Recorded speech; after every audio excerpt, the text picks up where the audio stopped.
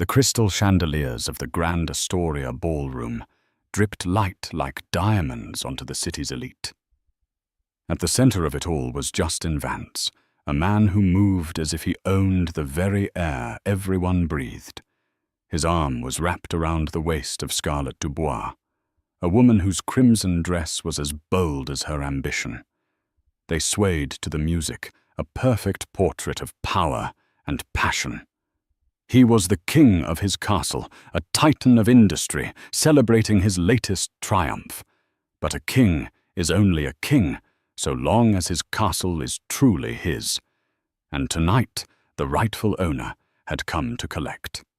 The Starlight Charity Ball was the glittering apex of the New York social season, an event where fortunes were pledged on a whim and reputations were made or shattered between the soup and the salmon course. And tonight no star shone brighter than Justin Vance. At 42, he possessed a lethal combination of rugged good looks, honed by early mornings with a personal trainer, and the predatory grace of a man who had never been told no. His company, Vance Global Innovations, had appeared on the scene like a supernova disrupting tech markets with what financial journalists called unprecedented aggressive acquisitions. His face graced the covers of Forbes and Fortune, his interviews filled with talk of vision disruption and legacy.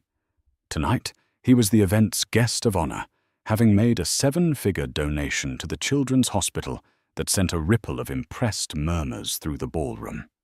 His tuxedo was a bespoke Tom Ford, the watch on his wrist, a Patek Philippe that cost more than the average American home.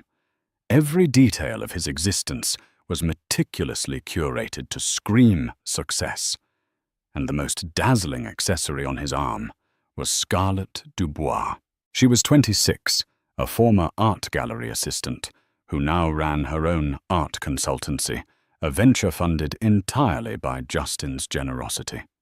With cascading auburn hair, eyes the color of emeralds, and a laugh that tinkled like ice in a crystal glass, she was the physical embodiment of his triumph over a world that had once looked down on him. She clung to him, her head resting on his shoulder as they danced, whispering in his ear, "They're all watching you, my love," she murmured, her voice a sultry purr. "Even the Pembertons look impressed. I saw Mrs. Pemberton staring at my necklace." Justin smiled, a confident, wolfish grin. "Let them stare. It's a Bevilgari Serpenti. A queen deserves to be adorned with jewels." He dipped her low, a theatrical move that drew a smattering of applause from nearby couples. For a moment, caught in the flash of a photographer's camera, they were the undisputed royalty of the evening. He felt invincible. Every handshake was firm, every backslap a confirmation of his status. He moved through the crowd like a shark trailed by fawning investors and ambitious young entrepreneurs hoping for a moment of his time. He spoke of market caps, quarterly earnings, and his new venture into sustainable energy with an authority that left no room for doubt. But beneath the polished veneer, a tiny cold serpent of anxiety was coiled in his gut.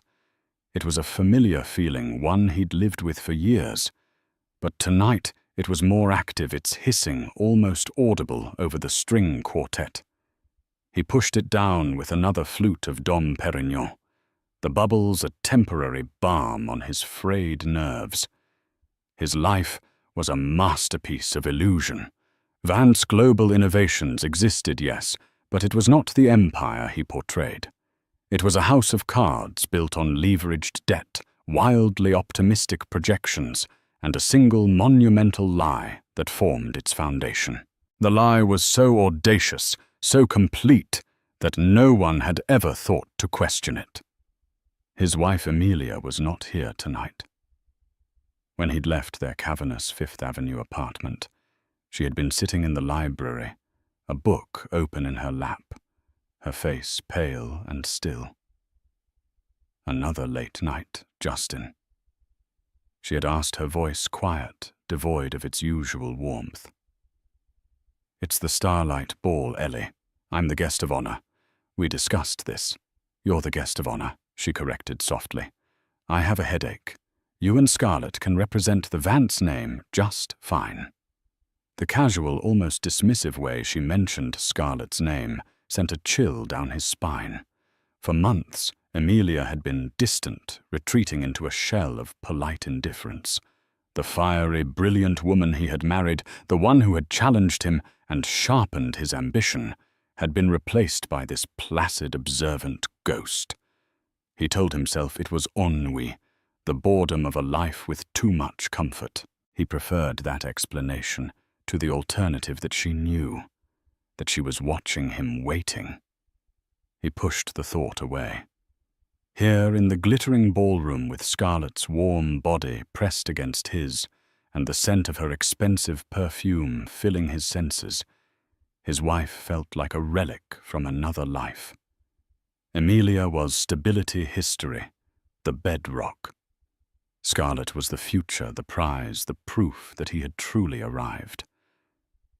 You seem distracted, Scarlett whispered, her fingers tracing the lapel of his jacket. Is everything all right? Perfectly, he lied smoothly, his smile returning. I was just thinking about our trip to St. Bart's next week. The yacht is confirmed. Her eyes lit up, the momentary concern vanishing. This was the world she wanted, the one he had promised her. It was the world he had promised himself. And he would do anything, burn anyone, to keep it from turning to ash. He spun her around, laughing as the music swelled, pulling her closer. He was Justin Vance, the master of the universe. Nothing could touch him. From across the room, near the grand arching entrance, a journalist from the Wall Street Journal, a man known for his incisive, unforgiving investigations, watched him. The journalist Marcus Thorne didn't look impressed. He looked hungry. And Justin, for the first time that night, felt a genuine, terrifying pang of fear. The serpent in his gut had finally uncoiled. Amelia Vance was not at home with a headache. She was sitting in the back of a black Mercedes Maybach, its silent engine gliding through the glistening streets of Manhattan, the city lights painting fleeting strokes across her stoic face. The book she had been holding an hour ago, a first edition of Virginia Woolf's A Room of One's Own, now lay on the seat beside her. Its theme of female independence had never felt more resonant. Her transformation had been a quiet one, an awakening that happened not in a thunderclap, but in a series of small, unsettling discoveries. It began 6 months ago, with a letter. A collections notice from a creditor she'd never heard of for a loan of $2 million she knew nothing about. It had been mistakenly delivered to their old Hamptons address and forwarded on, slipping through the net of Justin's carefully controlled mail. When she'd confronted him, he had laughed it off. An aggressive clerical error, darling. I'll have my legal team crush them. He was so charming, so dismissive, that she almost believed him. But the seed of doubt had been planted. Amelia was the daughter of a university history professor and an accountant. She grew up in a world of books, budgets, and verifiable facts. She was intelligent, methodical, and had a mind for numbers that Justin, in his sweeping grandeur, often underestimated. While he was out chasing a legacy, she had quietly managed their personal finances, the household accounts, and the family trust for their 2 children away at boarding school. She was the one who balanced the books. So she started digging. Not with malice, but with a growing sense of dread. She began with the small things. The credit card statements he kept locked in his office desk. She picked the lock, a skill learned during a rebellious teenage phase, and found charges that didn't align with his business trips. Suites at the George V in Paris when he was supposed to be in Frankfurt. Jewelry from Graff and Cartier that she had never received. extravagant dinners at restaurants she'd never heard of. The name Scarlett Dubois appeared again and again. A quick, discreet search revealed the art consultant's social media, a gaudy digital scrapbook of a life funded by her husband. There she was wearing the Cartier bracelet, dining at the Parisian restaurant, her arm linked with a man who was always just out of frame. The betrayal was a physical blow, a cold fist clenching in her chest. But it was the financial discoveries that truly terrified her. Using her knowledge of their accounts, she delved deeper. She saw massive unexplained cash withdrawals, loans taken against assets she thought were secure, a complex web of shell corporations and offshore accounts that seemed designed not to grow wealth, but to hide it, or perhaps to hide a lack of it. Vance Global Innovations. The company he paraded as his own creation seemed less like a solid institution and more like a shimmering mirage. Her first instinct was to confront him, to scream, to shatter the illusion with the force of her pain. But she knew Justin. He would lie. He would gaslight her, call her hysterical, and then lock down his finances so tightly she would never find the truth. She needed more than suspicion. She needed proof. She needed power. Her father had once introduced her to a man at a university. Benefit, a reclusive philanthropist who had been a quiet legend in the financial world for half a century. A man whose name was synonymous with old money integrity and immense understated power. Mr. Alistair Finch. She found his private office number through a family connection and made the call. Her voice trembling but determined. She expected to be rebuffed by a secretary, but the man himself answered on the second ring. His voice a calm, deep baritone. She explained who she was and that she needed to discuss a matter of utmost urgency and discretion regarding Justin Vance. To her astonishment, he agreed to a meeting. The next day, she sat in his office, a quiet, wood-paneled sanctuary, high above Central Park, that smelled of old leather and tea. Alistair Finch was in his late 70s, with piercing blue eyes and an air of absolute stillness. He listened without interruption as she laid out her findings. The debt, the lies, Scarlett, the precarious nature of Justin's company. She expected shock, perhaps pity. She received something else entirely. When she was finished, he looked at her, his expression not of surprise, but of profound disappointment. "Emilia," he said, his voice gentle, "I am so very sorry you have had to discover this on your own. I had hoped the situation would resolve itself before it came to this." Emilia stared at him, confused. "You know," Alistair sighed, rising from his desk to look out the window at the park below. "I know Justin Vance better than he imagines. Vance Global Innovations is not his company. It is a subsidiary of Finch Holdings." The room seemed to tilt. Emilia felt the air leave her lungs. "What years ago?" Alistair explained, turning back to her. "I acquired a portfolio of promising but mismanaged tech startups. I needed a dynamic, aggressive CEO to package and run them, someone with a great talent for sales and public relations. Justin Vance, who was then a junior executive at one of the firms, was recommended. He was brilliant, charismatic, and monumentally ambitious." He paused, his gaze meeting hers. "I gave him a title, a generous salary, and a very small, conditional equity stake. I made him the public face of the company. The name Vance Global Innovations was his idea. It fed his ego. I allowed it because a confident front man is good for business. I remained a silent majority partner, the true owner.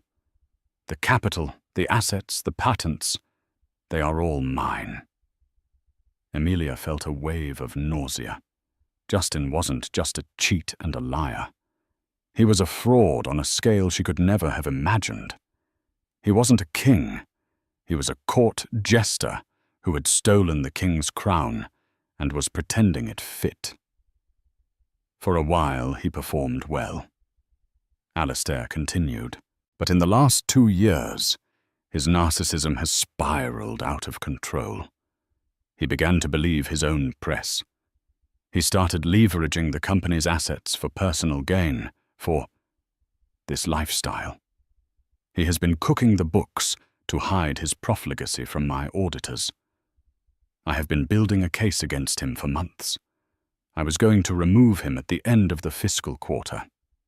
Amelia's mind raced, piecing it all together. The lies, the debt, it was all a desperate attempt to maintain an image built on someone else's foundation. Tonight, she said, her voice now steady. The trembling gone, replaced by a cold, hard clarity. He is at the Starlight Ball. He's the guest of honor. He made a $1 million donation. Alistair's eyebrows rose. Did he now with whose money, I wonder? A plan began to form in Amelia's mind. A plan born of heartache and fury. This couldn't end in a quiet dismissal and a discreet divorce. Justin's humiliation needed to be as public as his arrogance. He had built his world on a stage, and she was going to bring the curtain down in the middle of his grand performance. "Mr. Finch," she said, her voice ringing with newfound strength, "you were going to fire him at the end of the quarter.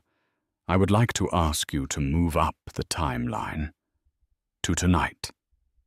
Alistair Finch studied her for a long moment. He saw not a wronged wife seeking petty revenge, but a woman of substance reclaiming her life. He saw the fire that Justin had tried to extinguish. He saw an ally. A slow smile spread across his lips.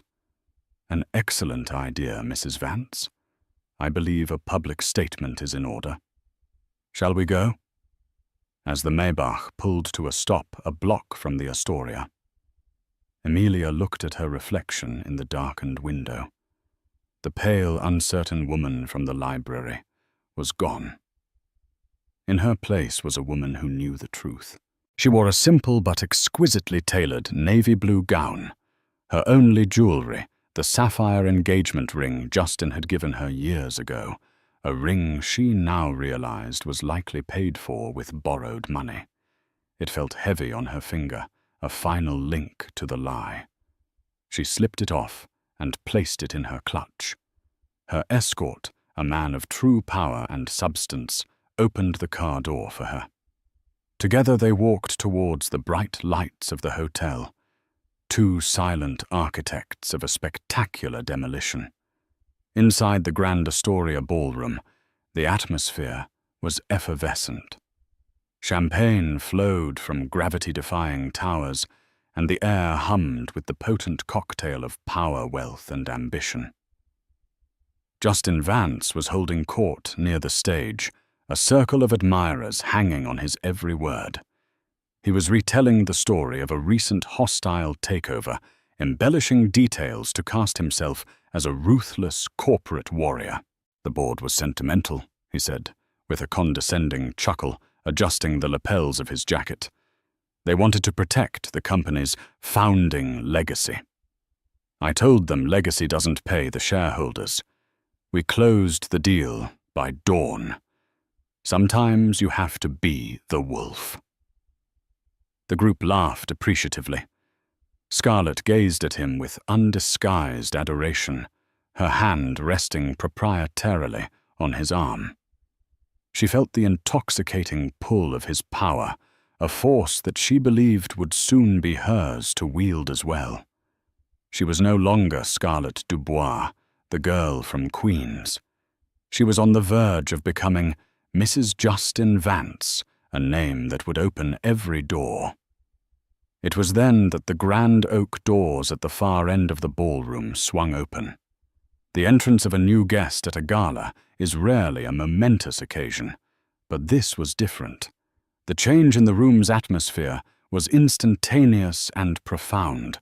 It was not a sound, but a sudden absence of it. The low thrum of 100 conversations seemed to dip as if a conductor had abruptly lowered his baton.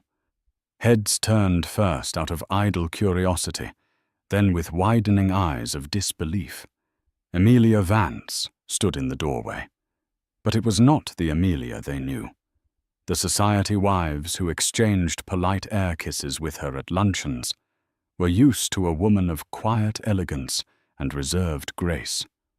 The woman standing before them now was transformed. Her navy gown was understated, yet commanded attention, its clean lines a stark contrast to the frothy, jeweled creation surrounding her. Her hair was swept back, revealing a face that was not smiling, but was instead set with a look of serene, unshakable resolve. She radiated an aura of power that was entirely new, an energy that made the glittering diamonds and forced smiles in the room seem cheap and flimsy. But it wasn't just her transformation that caused the collective intake of breath. It was the man standing beside her. Alistair Finch was a ghost of the financial world, a legend whispered about in boardrooms, but almost never seen. His photograph hadn't appeared in a newspaper in 20 years. He moved in circles, so rarefied they were practically mythical. To see him here at a public event was like spotting a snow leopard on Park Avenue. His presence alone was a seismic event. And he was standing next to Amelia Vance, his hand resting lightly and protectively on the small of her back. The gossip began instantly, a ripple of whispers that spread through the ballroom like wildfire. Is that Alistair Finch? What is he doing with Amelia Vance? I thought she was ill tonight. Look at her. She doesn't look ill. She looks dangerous.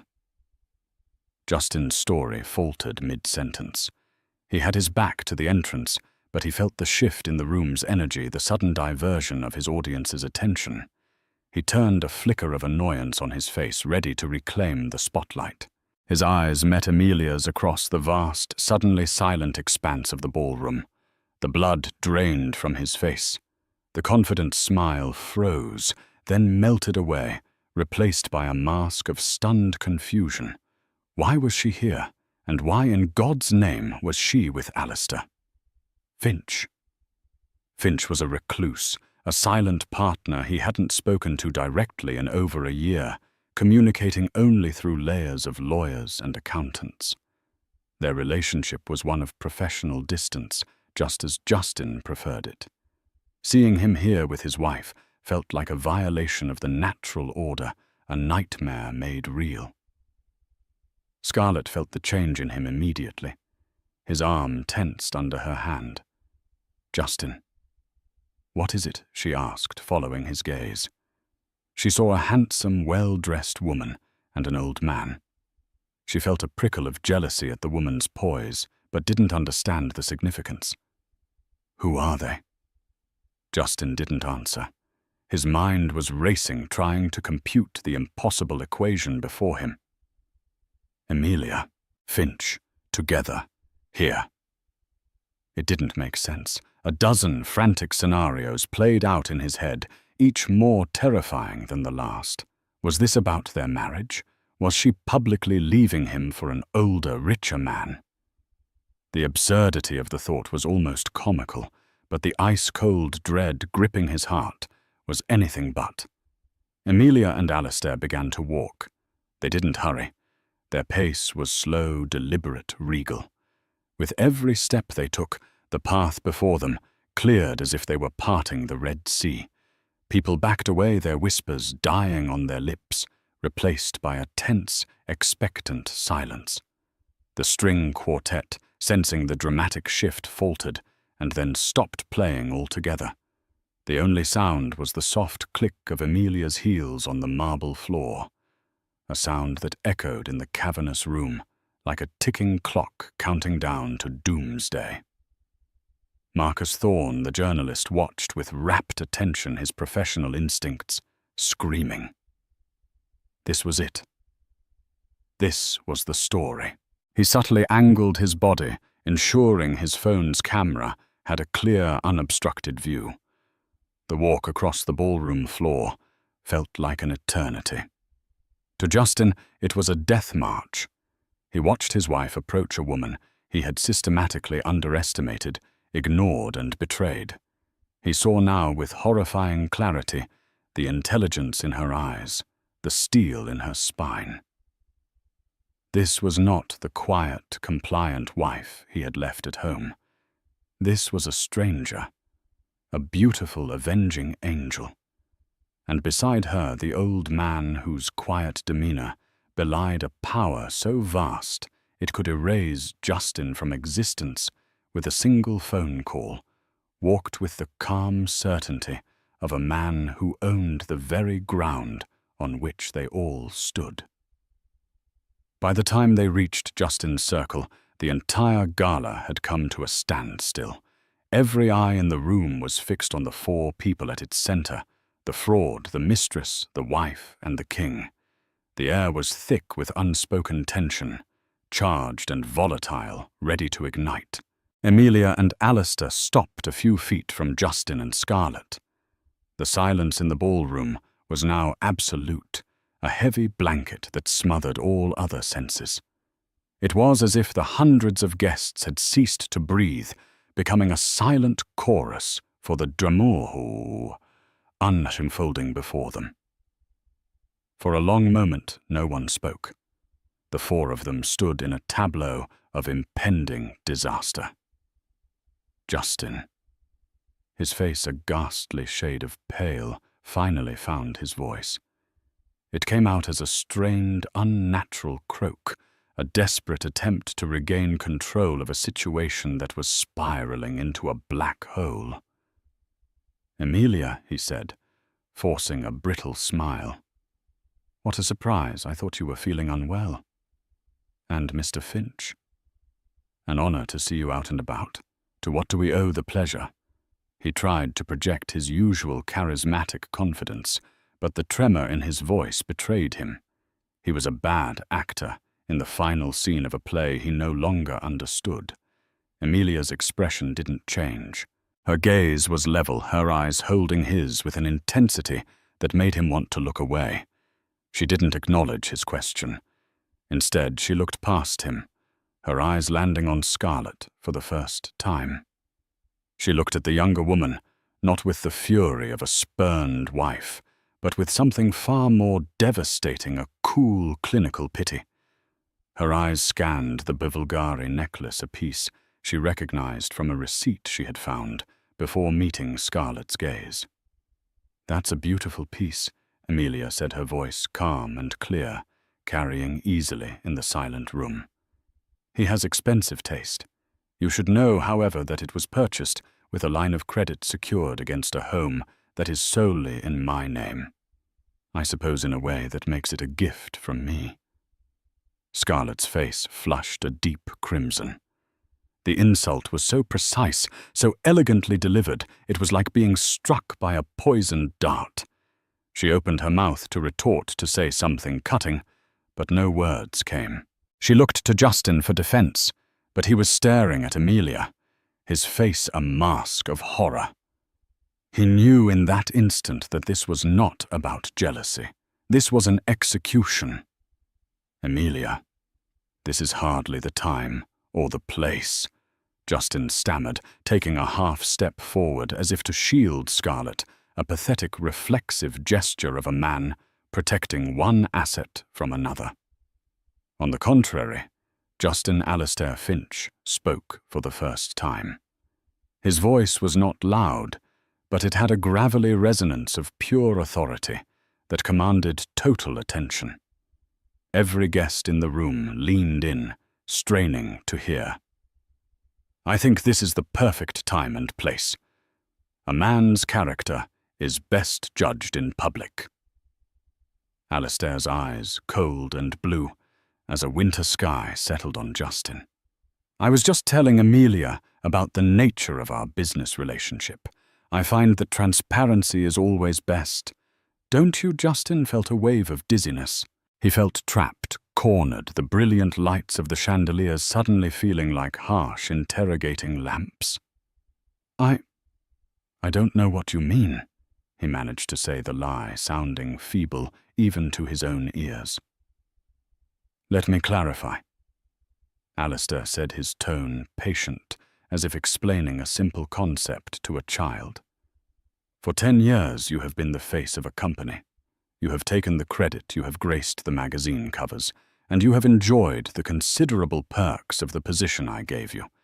But you seem to have forgotten a fundamental truth, Justin. A frontman is not the main event. He is merely an employee. Scarlett's head whipped around to look at Justin, her eyes wide with confusion and a dawning horror. Employee. The word hung in the air, ugly and incongruous with the man who had promised her the world. The man she believed was a self-made titan. What is he talking about, Justin? She whispered, her voice sharp with panic. Justin ignored her. His entire focus was on Alistair and Amelia, the two architects of his ruin. He saw the cold, righteous fury in his wife's eyes and the final dispassionate judgment in Alistair's. This is a private matter, Justin hissed, his voice low and desperate. We can discuss this in an office like civilized people. We are well past that point, Amelia said, her voice cutting through his plea. You built this life, this grand illusion on a stage for everyone to see. It's only fitting that they see it for what it really is.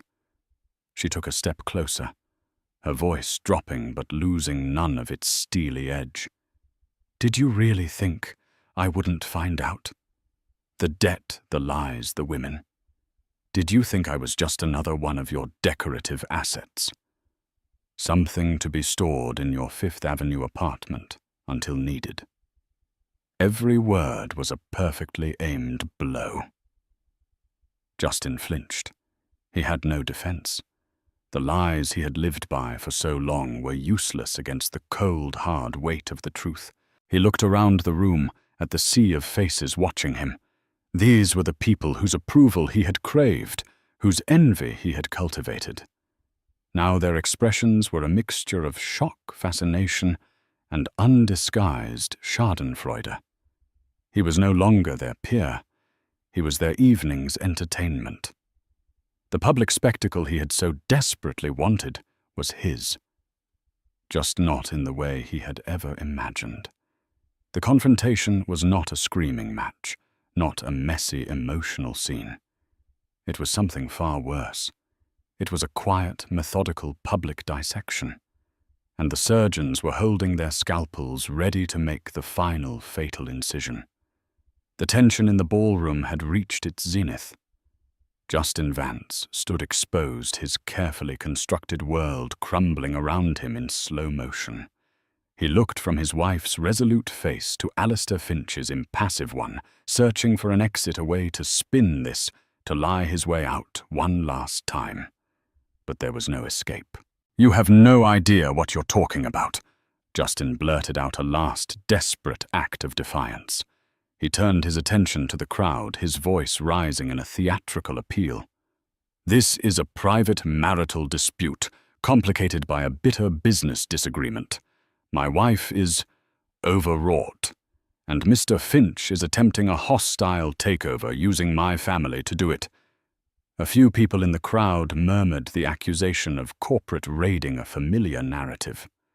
For a fleeting second, a sliver of hope ignited in Justin. Perhaps he could paint himself as the victim. Alistair Finch shattered that hope with a single quiet laugh. It wasn't a sound of mirth, but of pure, incredulous irony. A hostile takeover, Alistair repeated, shaking his head slowly. My dear boy, you cannot take over something you already own. Every share, every patent, every brick and server of Vance Global Innovations is and always has been The property of Finch Holdings. He gestured vaguely around the opulent ballroom. This entire evening. Your generous $1 million donation to the hospital. A noble gesture. It will, of course, be honored, but it will be noted in the records as a donation from Finch Holdings, as it was our money you were pledging. The collective gasp from the audience was audible. This was no longer a domestic squabble. This was the public detonation of a man's entire identity. Alistair turned his gaze to Marcus Thorne, the journalist, who was now openly recording the scene with his phone. "Mr. Thorne," Alistair said, his voice projecting clearly. "Let me give you a headline. As of 9:30 p.m. this evening, Justin Vance has been summarily dismissed from his position as CEO of my subsidiary company for gross financial misconduct and embezzlement. A full forensic audit is underway, and we will be cooperating with the District Attorney's Office." Embezzlement. District Attorney. The words struck the room like hammer blows. The veneer of a high society drama cracked, revealing the ugly reality of white-collar crime beneath. Justin staggered back a step, as if he had been physically struck. "You can't do this," he whispered, his bravado utterly gone, replaced by the raw panic of a cornered animal. "It's already done," Alistair said calmly. All eyes now turned to Scarlett. Her face was a mask of disbelief and fury. The future she had so carefully curated, the St. Bart's yacht trips, the life as a society queen, the endless supply of vulgari, had just evaporated before her eyes. The man she had hitched her star to was not a titan, but a glorified manager, a thief who had been caught with his hand in the till. She let go of Justin's arm, as if it were red hot. "You lied to me," she hissed, her voice trembling with rage. "You told me you built it from nothing. You let me believe. You let me give up everything for you." Justin turned to her, his eyes pleading. "Scarlett, baby, I can fix this. It's a misunderstanding. We are nothing." She spat, her voice rising to a shrill cry. She took a step back, creating a physical and symbolic distance between them. Her dream had become a nightmare, and she had no intention of being dragged down with him. In a final, desperate act of self-preservation, she turned to the crowd, her face streaked with tears. "I knew nothing about this. He deceived me just as he deceived everyone." With that, she turned and fled. Pushing her way through the stunned guests, her crimson dress a slash of color as she disappeared from the ballroom and from Justin's life. Her exit was the final humiliating punctuation mark on his downfall. Now truly alone, Justin stood in the center of the room, the focus of hundreds of pairs of eyes. His face, once so animated with confidence, was slack with shock.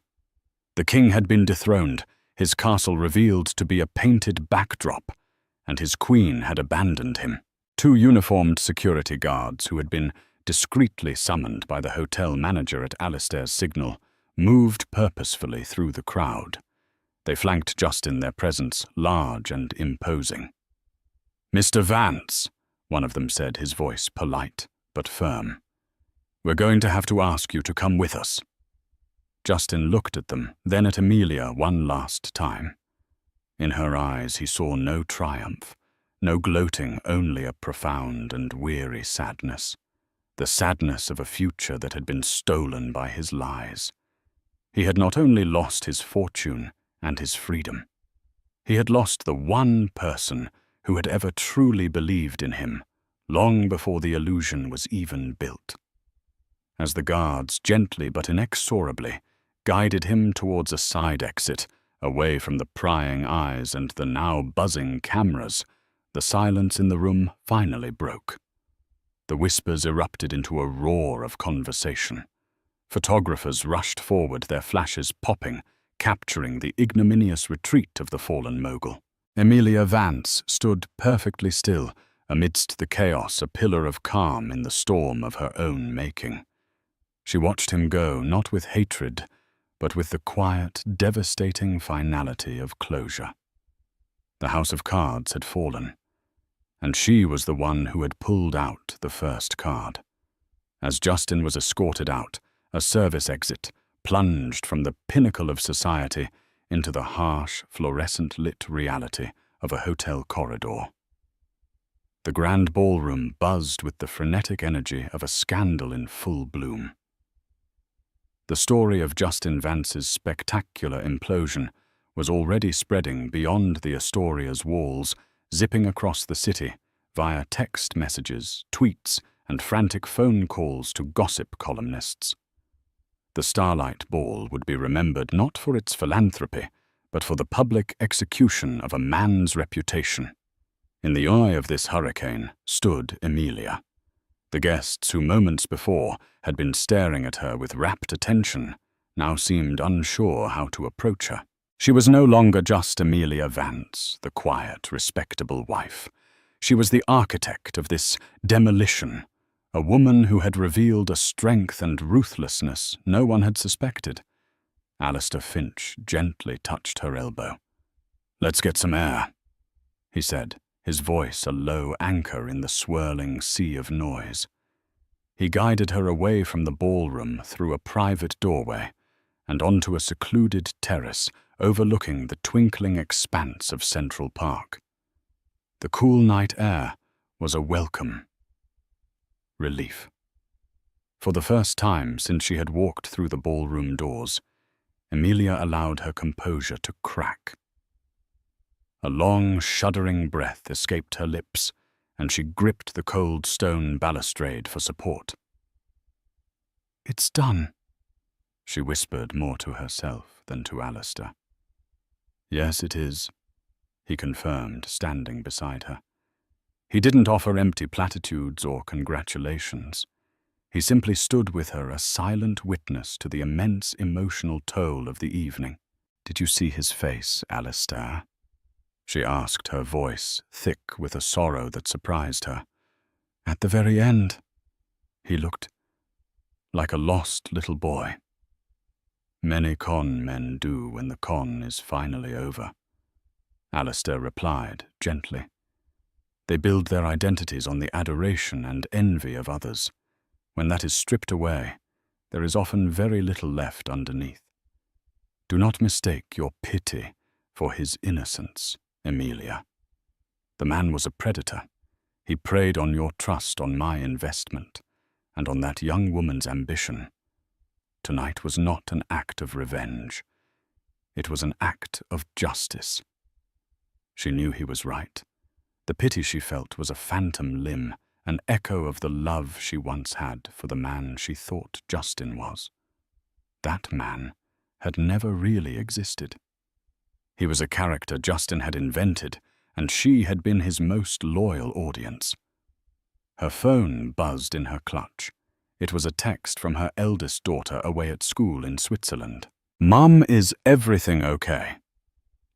People are saying crazy things online about Dad. The real fallout was just beginning.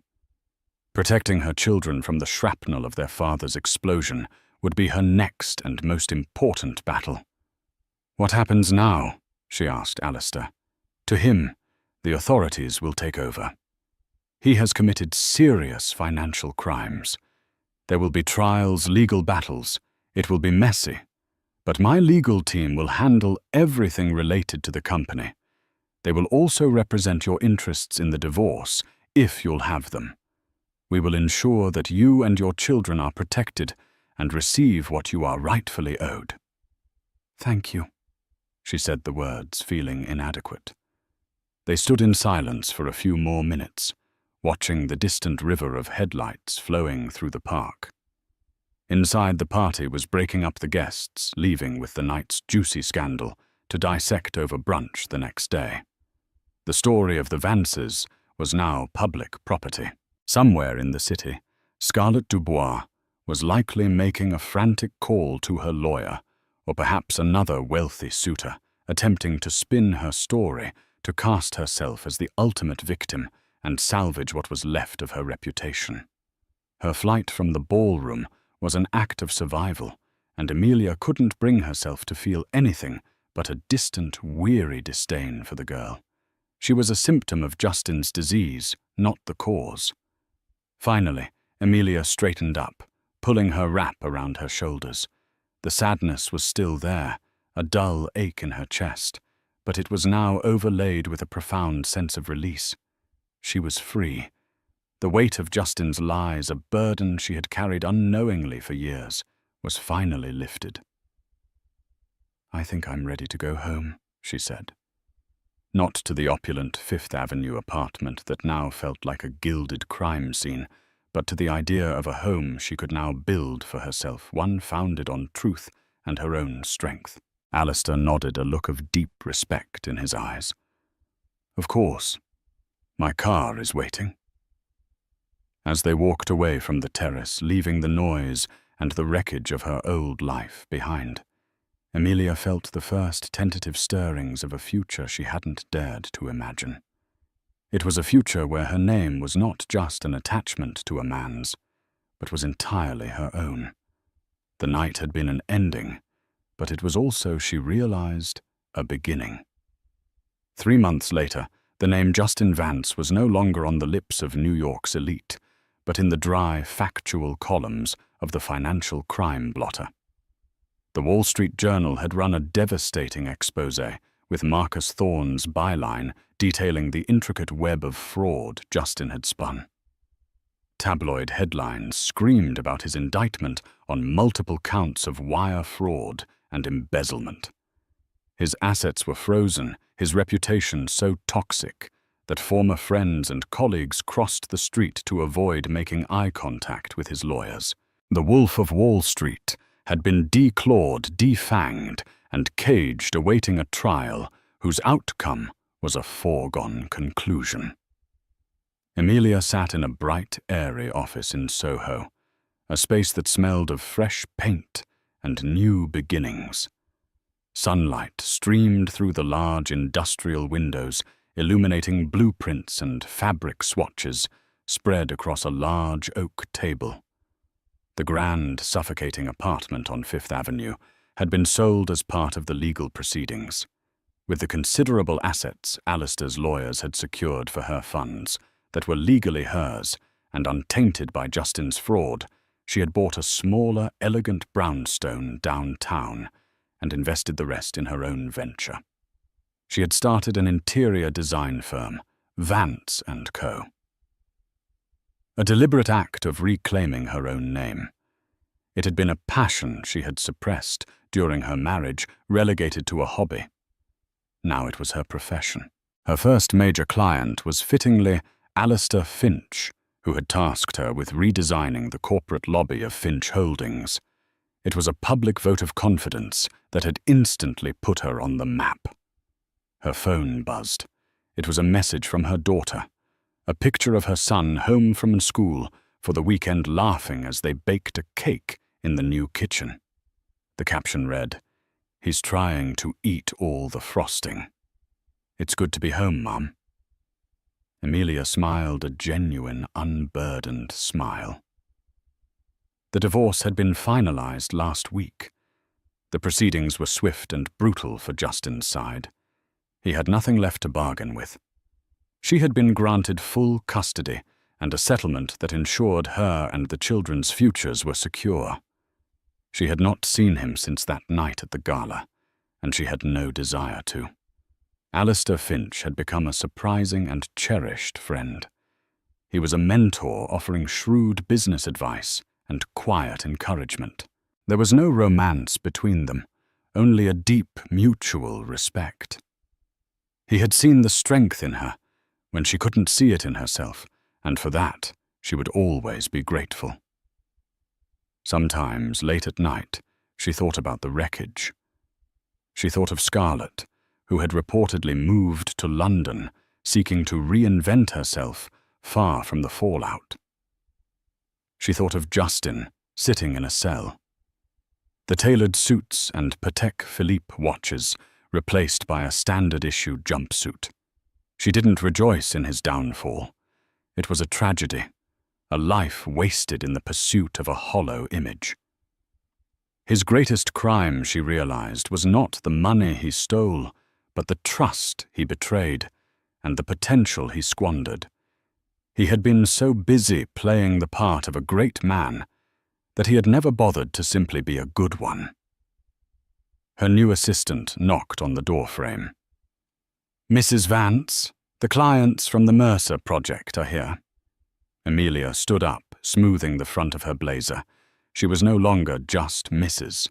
Justin Vance, the appendage to a powerful man. She was Amelia Vance, founder, CEO, mother survivor. She had walked through fire and emerged not burned but forged. Looking out the window at the bustling New York street below, she felt a sense of peace. The past was a closed chapter.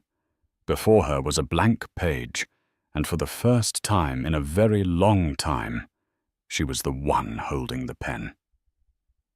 The world Justin Vance now inhabited was a universe away from the Grand Astoria ballroom. It was a place of muted grays and washed-out greens, of echoing footsteps on linoleum floors, and the pervasive antiseptic smell of industrial cleaner, failing to mask the underlying scent of despair. The pre-trial detention center on Rikers Island did not have chandeliers. It had fluorescent tube lights that hummed incessantly, casting a pallid, unflattering glow on everyone and everything.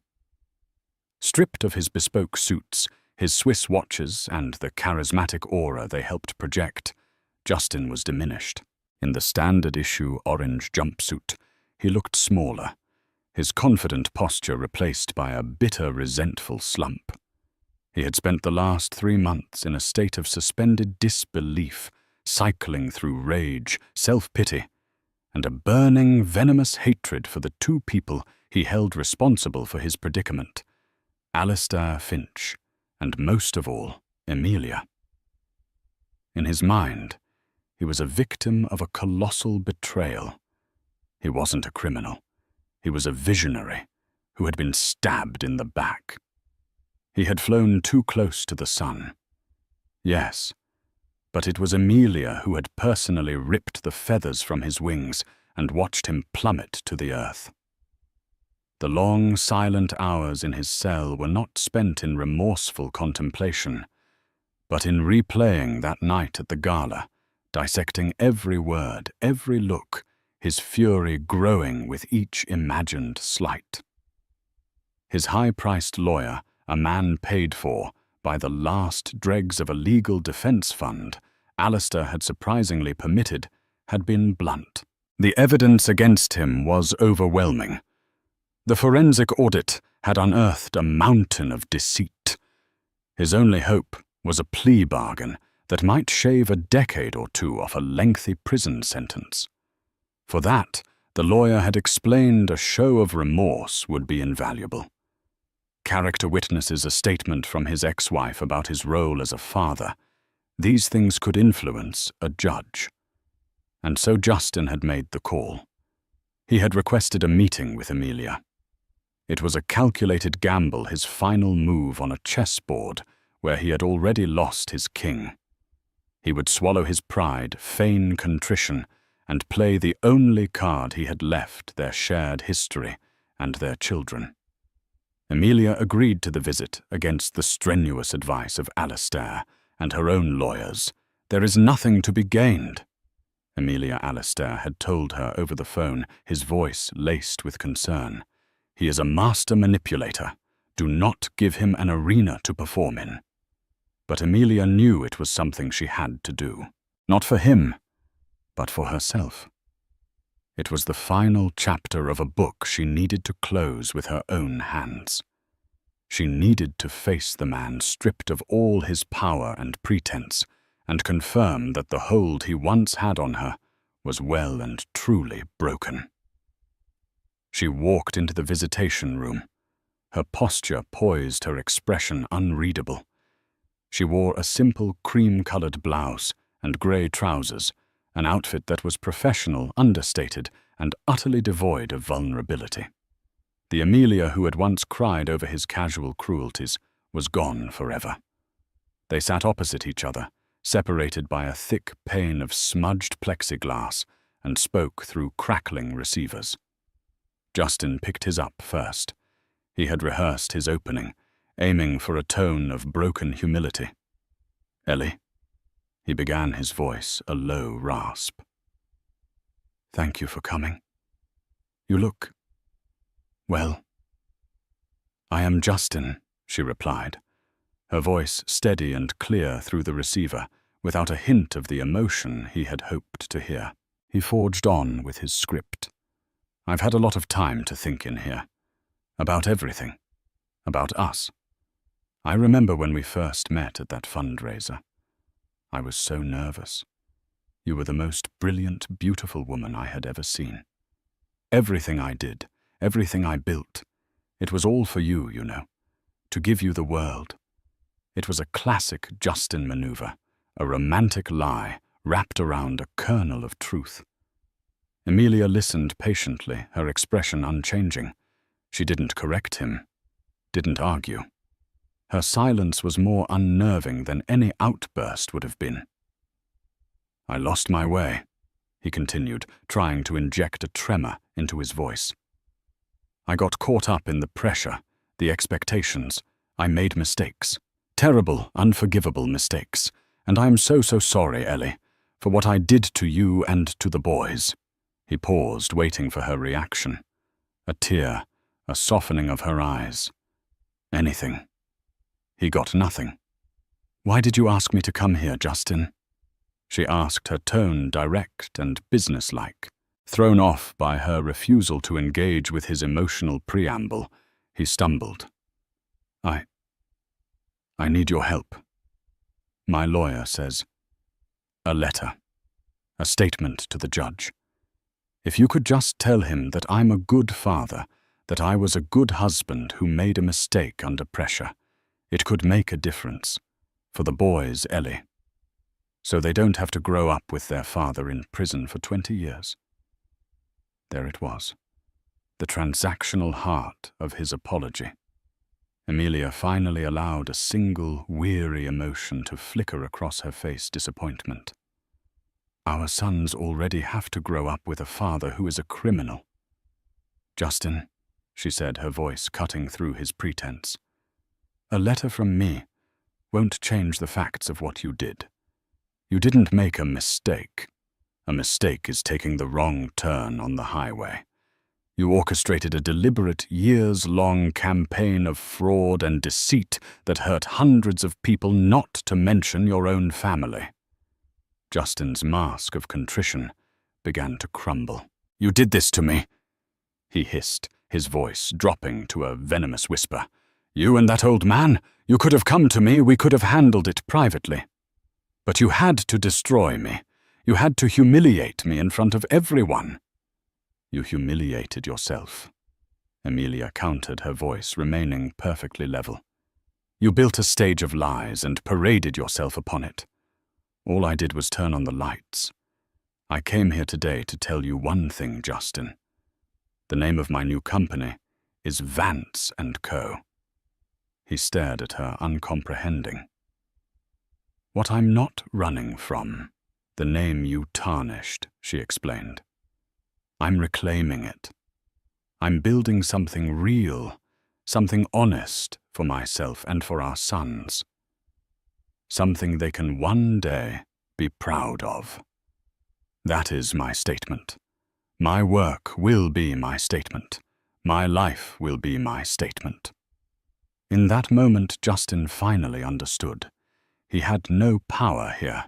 His charm, his threats, his emotional blackmail. They were all useless against this new version of his wife. She hadn't come here to save him or to gloat. She had come to close the door.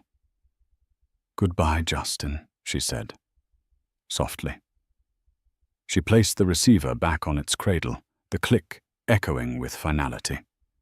She stood up, smoothed her blouse, and walked out of the visitation room without a single backward glance. Justin watched her go, his knuckles white as he gripped the receiver. He was left alone with the humming lights, the grey walls, and the crushing absolute silence of his own empty echo. She had walked out of the grey, sterile room and back into the sunlight, leaving him behind in the void he had created for himself. He was at last, utterly and completely alone. And so the curtains fall on the grand illusion of Justin Vance, a man who built a glittering empire on a foundation of lies, only to watch it get torn down by the quiet, unshakable power of the truth. His story is a chilling reminder that the brightest lights can cast the darkest shadows, and true strength isn't found in what you project to the world, but in the integrity you possess when no one is watching. Emilia's journey shows us that even in the face of devastating betrayal, there is an opportunity not for revenge, but for rebirth, for reclaiming your name, your power, and your story. If this story of secrets, lies, and ultimate justice captivated you, please hit that like button to let us know. Share it with someone who loves a story of epic downfall and powerful redemption. And most importantly, subscribe to the channel and ring the notification bell so you never miss another tale of drama and intrigue.